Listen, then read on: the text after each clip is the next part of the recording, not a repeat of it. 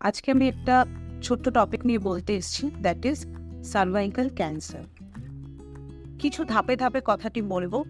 First of all, cervix কাকে বলে, দ্বিতীয়ত সার্ভাইকাল ক্যান্সার কেন, এটা নিয়ে কেন কথা বলা দরকার, তৃতীয়ত সার্ভাইকাল ক্যান্সার কতদিন লাগে ডেভেলপ হতে, এবং ফোর্থ, এটা প্রিভেন্টেবল কিনা, দেন প্রিভেনশন করার জন্য কি করতে হবে, এইসব যাবতীয় ব্যাপার নিয়ে আমি কথা বলবো। প্রথমে সার্ভিক্সটা কি? সার্ভিক্স হচ্ছে মেয়েদের ইউটেরাস, মানে জরায়ু দুটো পার্ট, একটা হচ্ছে বডি আর একটা হচ্ছে সার্ভিক্স। লোয়ার মোস্ট পোর্শন যেটা, সেটা সার্ভিক্স। তো সার্ভিক্সটা ভ্যাজাইনাল কন্ট্যাক্টে থাকে, তো সেই পার্টটাকে সার্ভিক্স বলা হয়। সার্ভিক্স কেন ইম্পর্টেন্ট? কারণ সার্ভিক্সের যে এনভায়রনমেন্ট, মানে ইউটেরাসের মধ্যে যেটা আপনার পেটের মধ্যে থাকছে সেটার একটা এনভায়রনমেন্ট, আর সার্ভিক্স যেটা ভ্যাজাইনার মধ্যে থাকছে কিছুটা পার্ট, সেটার একটা আলাদা এনভায়রনমেন্ট। এই দুটো কারণের জন্য সার্ভিক্সের এনভায়রনমেন্টটা কনস্ট্যান্টলি চেঞ্জ হতে থাকে। তো সার্ভাইকাল ক্যান্সার নিয়ে কেন কথা বলবো? মহিলাদের মধ্যে, ফিমেলসদের one of the most common cancer হচ্ছে ব্রেস্ট, আর সেকেন্ড হচ্ছে cervical cancer. Cervical cancer is the second most common cancer. Western পপুলেশনে সার্ভাইকাল ক্যান্সার অনেকটাই কমে গেছে, কারণ যে প্রিভেন্টেবল টেস্টগুলো আছে সেগুলো ওয়েস্টার্ন পপুলেশন তারা অনেক বেশি অ্যাওয়্যার, তারা এই টেস্টগুলো করে, এবং তার কারণে সার্ভাইকাল ক্যান্সারটা প্রপার ক্যান্সারে পরিণত হওয়ার আগেই এটা ধরা পড়ে এবং তারা ট্রিটমেন্ট পেয়ে যায়। কিন্তু আমাদের দেশ ডেভেলপিং কান্ট্রি, এখনও বেসিক জিনিসগুলোই আমরা এখনও ঠিকঠাক করে উঠতে পারিনি, সেখানে সার্ভাইকাল ক্যান্সার নিয়ে অ্যাওয়ারনেসটা খুবই কম। তাই আমার ভিডিও থ্রু আমি আপনাদের সবাইকে সার্ভাইকাল ক্যান্সার রিলেটেড অ্যাওয়্যার করতে চাইছি। এবার কথায় আসি যে সার্ভাইকাল ক্যান্সার কেন হয়। সার্ভাইকাল ক্যান্সারের অনেক কারণ আছে, মাল্টিপল রিজন আছে, সেগুলোতে আমি যাচ্ছি না। ওয়ান অফ দ্য মূল কজ যেটাকে বলবো, that is human papilloma virus ইনফেকশনের জন্য সার্ভাইকাল ক্যান্সার হয়। এইচপিভির কিছু বিভিন্ন স্ট্রেন আছে, তার মধ্যে কিছু স্ট্রেন এই সার্ভাইকাল ক্যান্সারটা করায়, কিছু স্ট্রেনের এই সার্ভাইকাল ক্যান্সার করানোর প্রবণতাটা কম থাকে। তো এইটা কি হয়, এই ভাইরাস ইনফেকশন যখন হয়, ইট টেক্স টাইম, অনেকটা টাইম ধরে সার্ভিক্সের সেলসগুলো চেঞ্জ হতে থাকে, চেঞ্জ হয়ে এটা আস্তে আস্তে ক্যান্সারে পরিণত হয়। তো এই চেঞ্জ যেটা হয়, নর্মাল থেকে ক্যান্সার জাতীয় ক্যারেক্টারিস্টিক্স আসছে সেলগুলোর মধ্যে, তারপরে এই সেলগুলো ক্যান্সার সেলসে পরিণত হচ্ছে, তারপরে এটা এমন একটা ক্যান্সারে পরিণত হচ্ছে যেটা সার্ভিক্সের মধ্যেই থাকছে কিন্তু স্প্রেড হয়নি, তারপরে এটা একদম ফুল ফ্লেজেড ম্যালিগন্যান্ট ক্যান্সার, মানে হচ্ছে সার্ভিক্সের বাইরে স্প্রেড হয়ে যাচ্ছে। এই পুরো জিনিসটা it takes a lot of time. 10 years হাতে টাইম থাকে। 10 years is a huge time. এই টাইমে যদি আমরা এমন কোনো পরীক্ষা নিরীক্ষা থাকে যার থ্রু আমরা বুঝতে পারি যে হ্যাঁ, এই সেলসগুলো ক্যান্সারের দিকে যাচ্ছে, এবং সেটা যদি ট্রিটমেন্ট করে এটাকে ঠিক করে নেওয়া যায়, then we can prevent a cancer. It's a huge milestone. এবার আসি যে টেস্টটা, অনেকগুলো টেস্ট আছে, তার মধ্যে আমি একটা বেসিক টেস্টের নাম বলবো, যেটা অতটা কস্টলিও না, সব জায়গায় হয়ও, এবং এই টেস্টের থ্রু অন্তত এইটুকু ধরা পড়ে যাবে যে সেলসগুলো ক্যান্সার জাতীয় ক্যারেক্টারিস্টিক্স ডেভেলপ করছে কি না। টেস্টটা হচ্ছে প্যাপস্মিয়ার টেস্টের থ্রু আমরা বুঝতে পারি যে সার্ভিক্সের ভেতরে যে সেলসগুলো আছে সেই সেলসগুলোর মধ্যে বা ক্যান্সার জাতীয় ক্যারেক্টারিস্টিক্স আসছে কি না। টেস্টটা সবার আগে বলি, পেইনলেস, কোনো ব্যথা হবে না। অনেকেই মনে করেন সার্ভিক্স থেকে নেবে মানে কি ব্যথা হবে কিনা, ব্যথা হবে না, কমপ্লিটলি পেইনলেস, কোনো রকম ব্যথা হবে না, অজ্ঞানের দরকার হয় না। একটা আউটডোর প্রসিজিয়ার, আপনি যাবেন, আপনার কাছ থেকে স্যাম্পলটা নেবে, নিয়ে টেস্ট হবে, কোনো রকম আপনার ব্যথা হবে না, কোনো রকম অজ্ঞান করার ব্যাপার নেই, শুধু স্যাম্পলটা কালেক্ট করার জন্য একটু প্রাইভেসি দরকার, সেইটুকু।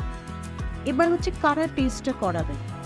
আগেই যে বললাম, ক্যান্সারের ক্যারেক্টারিস্টিক সেলগুলো আসছে কিনা সেটা দেখার জন্য, তার মানে নট নেসেসারি আপনার কোনো প্রবলেম থাকবে।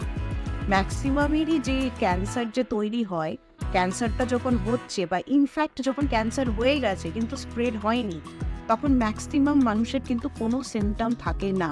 যেটা হচ্ছে ক্যান্সারের মোস্ট ডেঞ্জারাস জিনিস। যখন সিমটমস আসতে শুরু করে তার মানে তখন ক্যান্সারটা অলরেডি স্প্রেড হয়ে গেছে। তো সেই কারণে টেস্টটা কাদের ওপর করা হবে? যাদের সিমটম নেই, মানে নর্মাল ফিমেল, যত ফিমেলস রয়েছে তার কোনো সিমটম নেই, তার কোনো অসুবিধা নেই, কিন্তু তাও আপনারা টেস্টটা করাবেন। কারণ ওই যে বললাম, ক্যান্সারের সিমটম কিন্তু শুরুতে থাকে না, যখন এটা স্প্রেড হয়ে যায় তখনই সিমটমস আসে। তাহলে প্যাপ স্মিয়ার যে পরীক্ষাটা বললাম, এটা আপনারা নর্মাল ফিমেলস, মানে আপনাদের সিমটম থাকলে তো আপনারা অবশ্যই করাবেন, সেটা সিমটম থাকলে গাইনোকোলজিস্ট নিজেই আপনাকে সেটা অ্যাডভাইস করবে। তাছাড়াও নর্মাল ফিমেলস আপনারা যারা আছেন তারা কিন্তু এই টেস্টটা করাবেন, প্যাপ স্মিয়ার। আপনারা একবার টেস্টটা করাবেন, টেস্টটা যদি নর্মাল বেরোয়, মানে ক্যান্সার জাতীয় কিছু নেই, 3 ইয়ার্স আপনি নিশ্চিন্ত।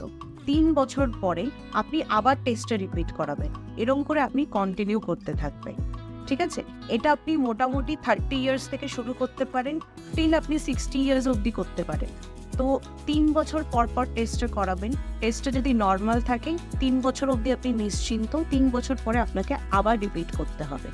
তো এরকম একটা পরীক্ষা যেটা ক্যান্সারটাকে এত আর্লি স্টেজে ডায়াগনোজ করে দেবে এবং সেটা ট্রিটমেন্ট করলে আপনি সুস্থ হয়ে যাবেন, এটা তো আমাদের মেডিকেল ফিল্ডে একটা বিশাল বড় মাইলস্টোন। সেটা এই এত বড় একটা ডিসকভারি, সেটাকে তো ইউজ করে আমরা ক্যান্সারটাকে, সার্ভাইকাল ক্যান্সারটাকে প্রিভেন্ট করতে পারি। তো সেই জন্য সার্ভাইকাল ক্যান্সার ইজ প্রিভেন্টেবল যদি এই পরীক্ষাটা আপনারা করেন। মহিলারা যারা শুনছেন আমার এই ভিডিওটা, তারা অবশ্যই এটা নিয়ে সচেতন হয়ে যান। 3 বছর পর পর সার্ভাইকাল ক্যান্সারের জন্য প্যাপ স্মিয়ার পরীক্ষাটা করান, নিজেরা করান, নিজের দিদি বোনেদের করান, নিজের মা, পিসি, কাকিমা এদেরকে দিয়ে করান।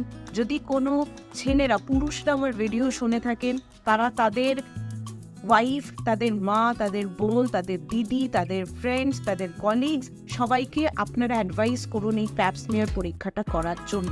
প্যাপ স্মিয়ার পরীক্ষা কম বেশি সব ল্যাবরেটরিতেই হয়, আপনারা আশেপাশে যেখানেই খোঁজ করবেন প্যাপ স্মিয়ার হয়। প্যাপ স্মিয়ারের জন্য আলাদা করে না খেয়ে খালি পেটে থাকার কোনো ব্যাপার নেই। আপনারা অ্যাপয়েন্টমেন্ট নেবেন, যাবেন, আপনাদের স্যাম্পলটা কালেক্ট হবে, তারপরে আপনি টেস্টের রিপোর্টটা কোনো ল্যাবরেটরি সেই দিন দেয়, কোনো ল্যাবরেটরি কিছুদিন লেট করে দেয়। তো টেস্টটা পেলে আপনি আপনার রিপোর্টটা গাইনোকোলজিস্টকে দেখাবেন, উনি দেখে বলে দেবেন যে আপনার রিপোর্টে কি আছে। রিপোর্টে যদি ক্যান্সার জাতীয় কিছু না থাকে আপনি 3 বছর পর আবার রিপিট করবেন, এইভাবে জিনিসটা কন্টিনিউ হবে। আর ভিডিওটা শেষে আমি বলতে চাই যে এই ক্যান্সার, সার্ভাইকাল ক্যান্সারটাকে প্রিভেন্ট করার জন্য একটা ভ্যাকসিন আছে, সেই ভ্যাকসিনটা দিলে এটা প্রিভেন্ট করা যায়। এই ভ্যাকসিন রিলেটেড একটা অন্য ভিডিও আমি বলবো, সেটাও অনেক লম্বা ভিডিও হবে। সেটাতে আমরা জানবো যে কত বয়স থেকে কত বয়স অবধি দেওয়া যায়, মোটামুটি কি কি ভ্যাকসিন আছে, এইসব রিলেটেড। এই ভিডিও থ্রু আমি শুধু আপনাদের অ্যাওয়্যার করতে চাইছি যে প্যাপ স্মিয়ার বলে একটা পরীক্ষা হয়, যেই পরীক্ষাটা নর্মাল ফিমেলস, মানে যাদের কোনো অসুবিধা নেই, শারীরিক কোনো অসুবিধা নেই, তারাও এই টেস্টটা করাবেন। কারণ ক্যান্সারের সিমটমস কিন্তু শুরুর দিকে আসে না, যখন সিমটমসগুলো আসে তখন অলরেডি এটা স্প্রেড হয়ে গেছে। সেই জন্য যদি আপনি চান যে আপনার যদি এরকম রোগ আপনার মধ্যে থেকে থাকে, সেটা যদি আর্লি ডায়াগনোসিস হওয়ার দরকার হয়, তাহলে সেটা প্যাপ স্মিয়ার করতে হবে এবং সিমটম ছাড়া প্রথম থেকেই করতে হবে। আর সিমটম হলে তো প্যাপ স্মিয়ার এমনিই তখন আপনাকে অ্যাডভাইস করবে। আর 4th পয়েন্ট হচ্ছে, যেটা আপনি যখন প্যাপ স্মিয়ারটা করবেন, প্যাপ স্মিয়ারটা যদি নর্মাল আসে 3 বছর পর পর আপনি এটা রিপিট করাবেন। যে 3 বছর পর পর যদি নর্মাল থাকে তাহলে নিশ্চিন্ত। আর যদি আপনার মধ্যে এই রোগটার দানা বাঁধে, মানে ক্যান্সার জাতীয় কিছু ক্যারেক্টারিস্টিক্স আসতে শুরু হচ্ছে, তাহলে কিন্তু এটা প্যাপ স্মিয়ারের থ্রু খুব তাড়াতাড়ি এটা ধরা পড়বে এবং সেটা ট্রিটমেন্ট করলে আপনি সার্ভাইকাল ক্যান্সার মুক্ত হতে পারেন। থ্যাংক ইউ, সুস্থ থাকুন।